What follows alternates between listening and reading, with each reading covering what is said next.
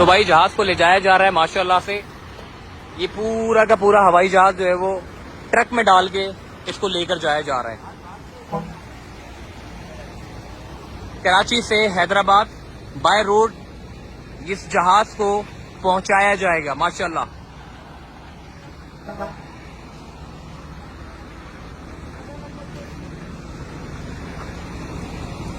तकरीबन 20 से 25 की स्पीड में इसको चलाया जाएगा। जाहिर है क्योंकि कार तो है नहीं कि बंदा उड़ाता हुआ लेके जाए, बड़े आराम आराम से इसको ले जाया जाएगा। कराची से हैदराबाद इसको मुंतकिल किया जाएगा।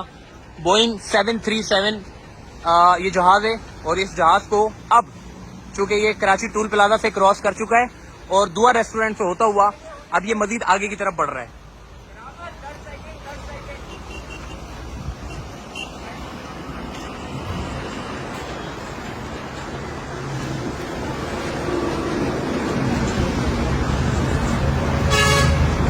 बाबर भाई ये बताइएगा कि एक अब ये कहाँ पहुंचेगा? अभी तो ये टूल प्लाजा क्रॉस करके आगे बढ़ा है, इसकी रवानगी, इसकी मंजिल कहाँ पर है? इसकी मंजिल हैदराबाद है। हैदराबाद टूल प्लाजा पे इंशाल्लाह अभी इसको हम लेके जाएंगे और इंशाल्लाह अभी हम इसको मूवमेंट का आगाज कर रहे हैं।